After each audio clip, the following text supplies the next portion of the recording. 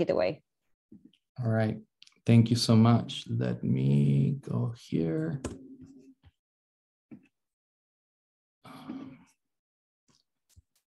Okay. Well, thank you so much for Evgeny for putting together this great conference and having the paper on the program. The paper is joint work with my former PhD student Frank, who is now at Fidelity Investments. And what we're after is really trying to understand what drives co-movement in cryptocurrency markets. And this is an important issue because as of last week, there are more than 10,000 cryptocurrencies today, traded on over 500 exchanges around the world. This number keeps creeping up and up and up. Aggregate market cap is around $2.5 trillion. And on average, even when the market is down or up, these markets trade around $150 billion a day. So there's a big cross-section, and for investors engaging in investments in this market, it's really important to understand what drives covariation, say when building portfolios or doing risk management. Now, the literature has posited two channels driving the core movement in the space. One being kind of a standard from a French common risk factor story, that there's kind of risk factors that price the cross-section of these cryptocurrencies. And so far we have kind of four to five factors in the space: a standard market factor, a size factor, a momentum factor. Will's new paper introduces kind of like a network factor, and there's other kind of characteristic-based factors as well in the space. So we understand that there's some common risk factors.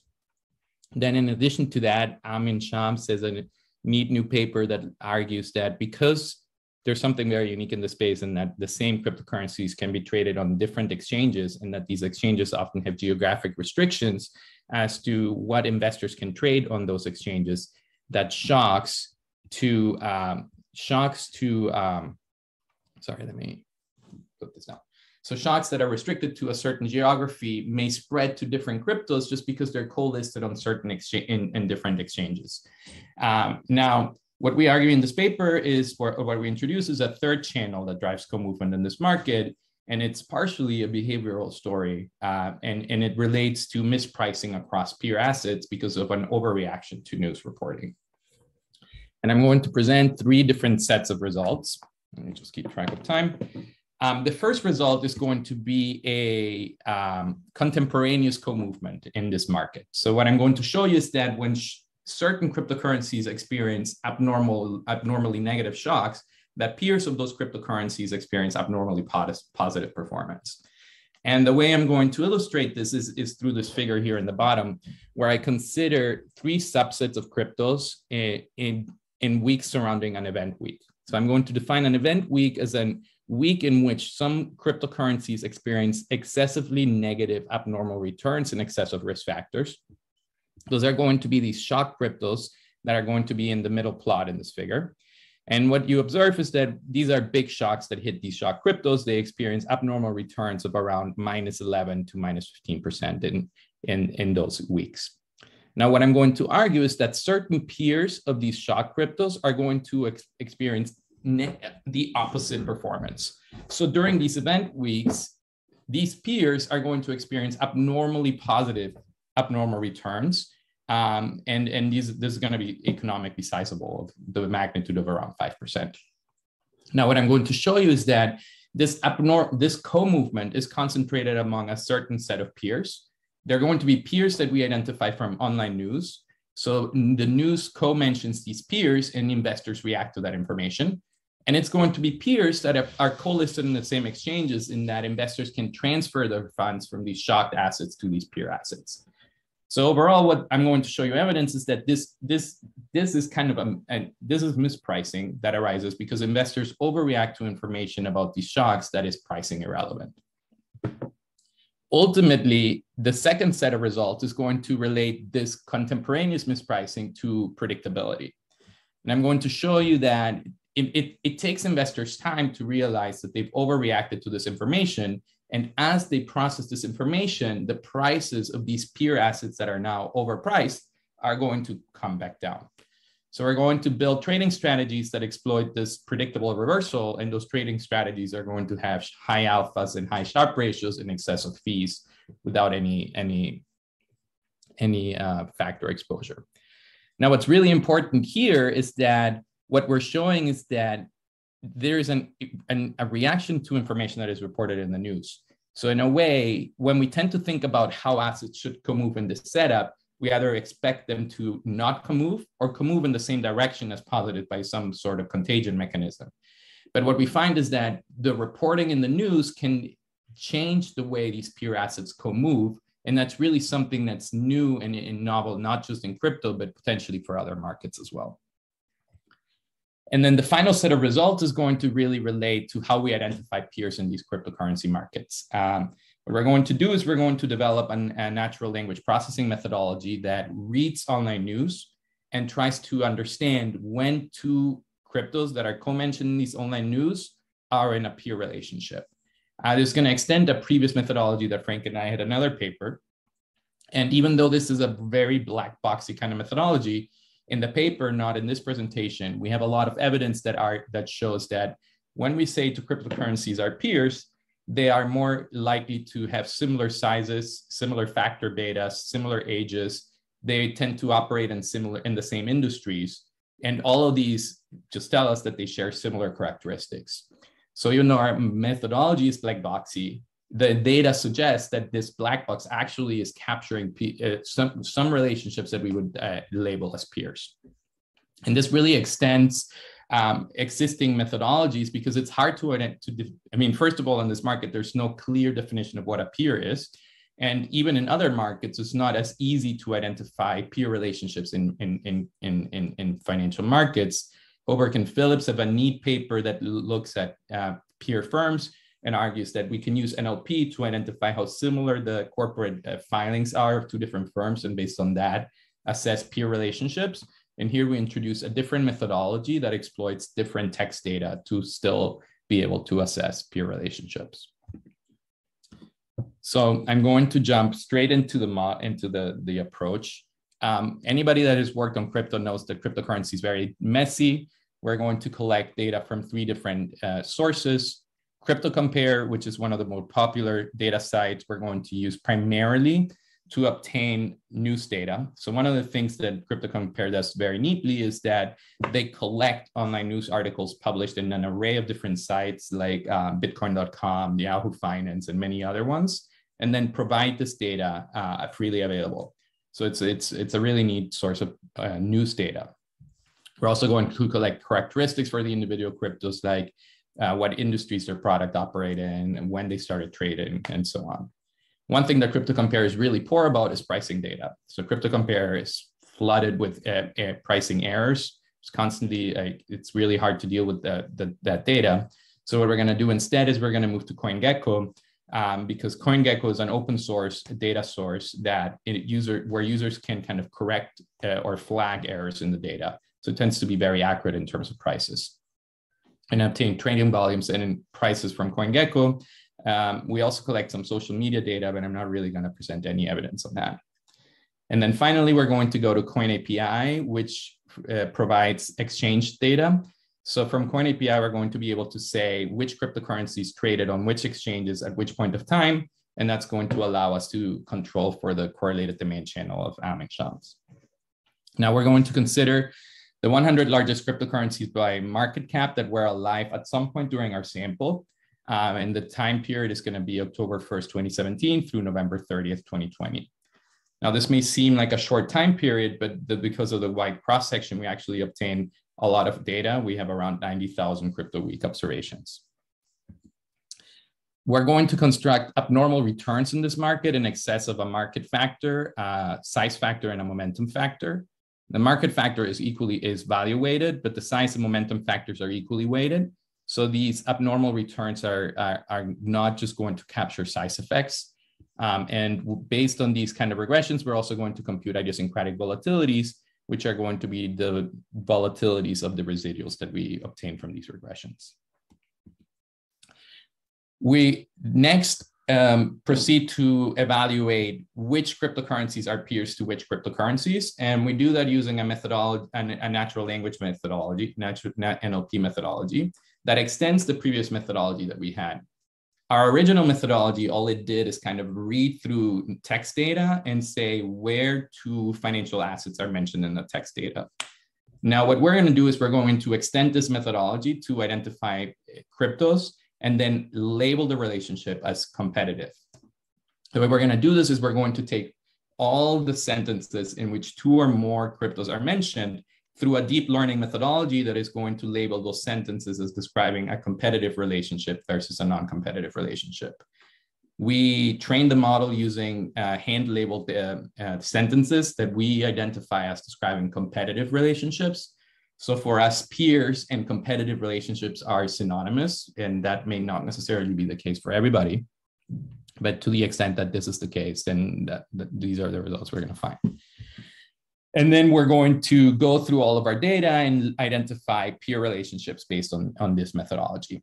Over time, what we're going to obtain is a network of peer relationships in cryptocurrency markets. We're not going to use this data that much, but what we're going to do is anytime we observe one of these very large abnormal return shocks, we are going to see in those event weeks which cryptocurrencies are identified as peers to these shock cryptos and which ones are not. Now, when doing this analysis, there is a couple of challenges. And the main one for us is that, well, the first thing is that we're going to identify shocks as shocks to these abnormal returns. So we're going to say a cryptocurrency is shocked whenever the realization of the abnormal return lies in the bottom decile of the cross-sectional and time series distribution of those abnormal return shocks. But the main issue is that there's high dispersion in these abnormal return shocks. So we have idiosyncratic volatilities reaching from 1% to over 40% in the cross-section. So we have to kind of do some sort of standardization to be able to compare one-to-one. And the way we're going to do this is we're going to do standardization on a rolling basis using the prior 60-day mean and variances. So at any point of time, you can look back and kind of compute those mean and variances and standardize. So there's no kind of forward-looking issue bias here. So then we're going to look at these standardized abnormal returns. If one of them lies in the bottom decile of their distribution, we're going to say that's a shock. And then we're going to identify peers and non-peers and run diff and diff regressions of the abnormal returns in the weeks surrounding those events. What we find is just, I mean, the diff and diff coefficient is very significant. And in economic terms, what this means is that when shock cryptocurrencies experience excess abnormal returns of around minus 15%, the peers that we identify in our data experience excess abnormal returns of around plus 5% in excess of characteristics and risk factors. Now, at this point, this is purely correlations. This is just like, well, we run these different diffs and this is what we get. So what we really want to do is then try to understand the economics. Why do we observe this? And what I'm going to show you is that the reason we observe this is that investors overreact to this information that is reported in the news. Now, the first thing I'm going to do is I'm going to evaluate how informative are these shocks. And that's going to allow me to assess whether this is mispricing. What I'm going to do is I'm going to define a shock as being informative or informational in nature when that shock is accompanied by abnormally high information production for the shock cryptos. So we're going to label a shock as informative if the number of times the shock crypto appears in the news, if the trading volume for those shock cryptos or the idiosyncratic volatilities for those shock cryptos are very, very large. And what we're going to find is that most of the co-movement or all of the co-movement we identify is actually concentrated in events that are non-informational in nature. So these are by construction idiosyncratic shocks, but they're also idiosyncratic shocks that are they don't reveal a lot of information for prices. Now, the next thing I'm going to show you is that even though these are non-informational shocks, investors still react to this information. What we do is we look at the co-movement of the different subset of cryptos, and we find that the co-movement is concentrated among peers that we identify from our online news data and peers that are co-listed in common exchanges. Indeed, when we look at peers that are not identified from the online news, but are operating the same industry, we find co-movement in the same direction that is consistent with kind of a contagion channel that Amin Shams would have posited. But once these peers appear in the news, then the co-movement completely flips direction. So we find in the paper as well that these peers, online news peers, experience abnormal information production, and they also experience abnormal turnover during these event weeks. So it really seems that investors see this in the news, they react to this information by moving funds from these shock cryptos to these peer cryptos, and that's when we see them mispricing. In the final set of results, what I'm going to do is I'm going to show you, well, what does this then imply for predictability? Because if this is indeed mispricing, then the prices of these peer assets should revert back after the event weeks. And so we look into that and we find that indeed in the weeks after an event, the prices of these peer assets that appear in the news and are co-listed with these shock cryptos revert back down at a rate faster than any other crypto in this market. So what we want to do is we want to exploit that these prices revert down predictably. The way we do this is we build trading strategies where we short these assets that are going to come back down, and to keep the strategy market neutral, we then go long on Bitcoin, even though we can obtain similar results without this long leg. We're going to keep these positions, these long short positions, open for several weeks. And then we're going to assess the performance of these trading strategies as we increase the holding period of these positions. Consistent with this predictable reversal, what we find is that if you keep these positions open for 6 weeks or longer, you're going to be able to generate significant alphas in high Sharpe ratios without any market factor exposure. And if you hold these positions open for 12 weeks or more, you're going to, for 12 weeks, you're going to kind of maximize the Sharpe ratio that you can obtain at 2.1. Now, this performance metrics are all after fees, where we use the fee schedule that Kraken would use to short sell in this market. Now, again, okay, this is predictability, great, we can build trading strategies, but we want to read down again on the economics, like why do we observe this predictability? And we argue that the reason why we observe this persistent predictability is because it takes investors time to digest the information, to digest that they've overreacted to information. The way we test that is by looking at trading strategies restricted to different subset of cryptos that have naturally different speeds of information processing. We know from the equities market that larger assets have faster speed of information processing because they have more institutional investor tracking. Therefore, we should expect that if we only short sell these large cryptos, that investors should process information for those cryptos faster, and therefore the reversal should take place at a faster rate for those cryptos. Similarly, Kraken, short selling in crypto is not a given. You cannot short sell all cryptos, but Kraken does offer short selling on a subset of cryptos. And we posit that those cryptos that have margin trading and short selling on margin available should probably be tracked again by institutional investors, and therefore they should have higher speeds of information processing. So we look at what happens to the performance metrics in these two subsets of strategies where we have naturally higher speeds of information processing, and we find indeed that the reversal occurs faster among these cryptos that process information faster. So again, this points to the fact that investors are reacting to the fact that they've overreacted to information and try to undo basically the mispricing. Now I'm running out of time. In the paper, we have a bunch of robustness analysis. Some people may not like the fact that we use these standardized returns and we use kind of different diff regressions. We find exactly the same returns when we use raw returns and we just do kind of peer returns regressed on shocked returns, and we find negative cross correlation here.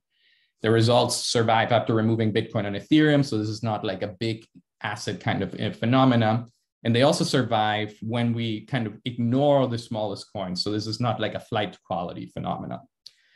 Some people may think that this is an issue that some of these shocks are endogenous. We find both similar results for exogenous and endogenous shock, though to a weaker degree to endogenous shock, which again points to the fact that investors overreact to information and they don't really understand what this information really means. We carry out several placebo tests, and they confirm that, yeah, if we were to just randomly link peers or linked peers, if they have similar performance or similar sizes, we wouldn't observe this kind of behavior. And then finally, we also find directionally equivalent, albeit economically smaller results when we look at positive shocks rather than negative shocks, which is consistent with these behavioral bias that investors tend to overreact stronger to negative shocks than to positive shocks. So overall, what we have is we document co-movement among peer assets that are co-listed in the news in response to idiosyncratic shocks, and that this is primarily driven by an overreaction to pricing relevant information. That yields predictability because it takes investors time to undo this mispricing, and trading strategies that exploit that have high Sharpe ratios. And ultimately, all of this is based on an NLP methodology that identifies peers from online news, and that methodology is available on our websites. All right, thank you. Thank you, Gustavo. So the